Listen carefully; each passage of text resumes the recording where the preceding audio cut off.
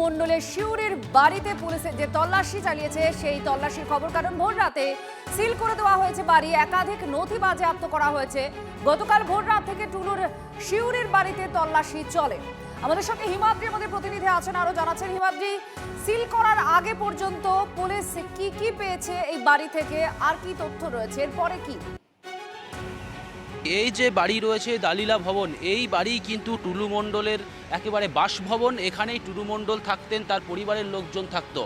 টুলু মণ্ডল যখন এই বাড়ি থেকে পালিয়ে গিয়েছে বেপাত্তা এখন তিনি, তারপরে কিন্তু এই টুলু মণ্ডলের বাড়িতে আমরা দেখলাম গতকাল এই বাড়িতেই কিন্তু রাতভর তল্লাশি চালিয়েছে, প্রায় রাত্রি 2টো নাগাদ পর্যন্ত এখানে তল্লাশি চালানো হয়েছে। তারপর কিন্তু এই যে আলিশান বাড়ি, সেই বাড়ি সিল করে দেওয়া হয়েছে একেবারেই, এই বাড়িতে যাতে কেউ ঢোকা বা বের হওয়া কাজকর্ম কোনো কিছু মুভমেন্ট যাতে না হয়। যারা পরিচালিকা ছিল তাদেরকেও বাড়ি থেকে বের করে দেওয়া হয়েছে।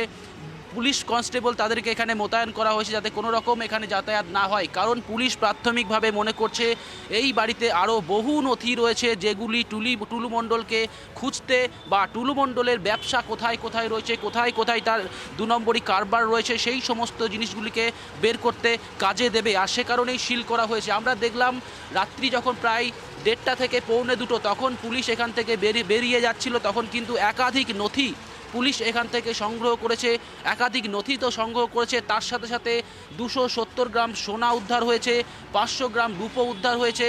এই যে টুলু মণ্ডলের বাড়ি, এই টুলু মণ্ডলের বাড়িতেই এখনও পর্যন্ত আরও অনেক নথি রয়েছে। এই পুলিশ প্রাথমিকভাবে মনে করছে যে সমস্ত নথি তারা পেয়েছে তার একেবারে যৎসামান্য, কারণ এই যে 3 তলা থেকে 4 তলা বলা যেতে পারে, আন্ডার কনস্ট্রাকশন রয়েছে একটা ফ্লোর, এই যে 4 তলা বাড়ি, সেই বাড়ি কিন্তু একাধিক রুম রয়েছে, অফিস ঘর রয়েছে, কম্পিউটার রয়েছে, নানা ডিভাইস রয়েছে। সেই সমস্ত জিনিসকে পরীক্ষা করতে হবে এবং সেই সমস্ত জিনিস পরীক্ষা করার পরেই কিন্তু পুলিশ নিশ্চিত হতে পারবে যে এই বাড়িতে থেকে তারা সমস্ত তথ্য সংগ্রহ করতে পেরেছে। তাছাড়া এর আগে কিন্তু যতক্ষণ না সেই সমস্ত বিষয়ে কনফার্ম হচ্ছে পুলিশ, তার আগে এই বাড়ি ততক্ষণ পর্যন্ত সিল করা থাকবে। কেউ যাতে বাড়িতে আনাগোনা না করতে পারে সে কারণে পুলিশকেও মোতায়েন করে রাখা হয়েছে। সব মিলিয়ে এখন দেখার বিষয় টুলু মণ্ডলের এই যে বিপুল সম্পত্তি, কোথাও বাগান বাড়ি, সেখান থেকে নথি পাচারের চেষ্টা, কোথাও তার অফিস, পার্কিং লট, একাধিক যে জায়গাগুলি রয়েছে সেই সমস্ত জায়গা কিন্তু পুলিশ রেড করছে, একে একে সিল করছে। অর্থাৎ সমস্ত জায়গায় মুভমেন্ট বন্ধ করতে চাইছে পুলিশ। টুলু মণ্ডল যে কোথায় গেছে সেটা যেমন একদিকে পুলিশের এই মুহূর্তে চ্যালেঞ্জিং, একেবারে খোঁজার ক্ষেত্রে যে টুলু মণ্ডল রয়েছে কোথায় এই মুহূর্তে, পুলিশ প্রাথমিকভাবে মনে করছে যে তিনি বিদেশে পালিয়ে গিয়েছেন, সে কারণে লুকআউট নোটিশ জারি করার চিন্তাভাবনা করছে পুলিশ। অন্যদিকে টুলু মণ্ডলের সম্পত্তি কোথায় কোথায় রয়েছে, তার বেআইনি সম্পত্তি কত, কাদের কাছে সেই টাকা লোকানো রয়েছে, কারণ সরকারি আইনজীবী বলেছেন পুলিশের সামনে রয়েছে যে পুলিশ এরপরে নেক্সট কি করতে চলেছে। অনুব্রত মণ্ডলের বক্তব্য শোনাবো।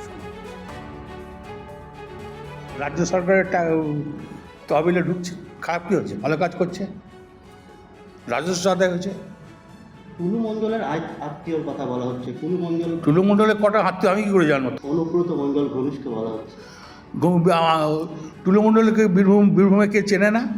এই ঘনিষ্ঠ বলার জন্য এই সোশ্যাল মিডিয়াতে পুরো মানহানি কেস করব। যারা বলবে পুরো মানহানি, আর ছেড়ে কথা বলবো না, তার রেডি করছি সব কিছু। আমি দেখতাম সরকারের রাজস্ব কত উঠছে, ডিএম দেখতো।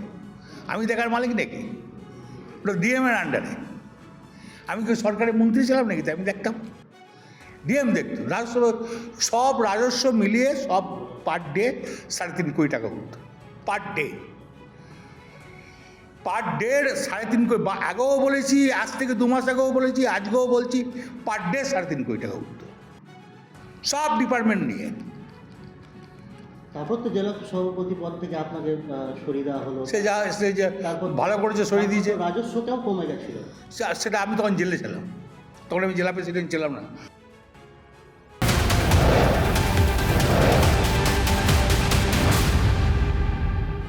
টুলু মণ্ডল কোথায়, তাকে জালে ফেলতে এবার আরো এক পদক্ষেপ পুলিশের।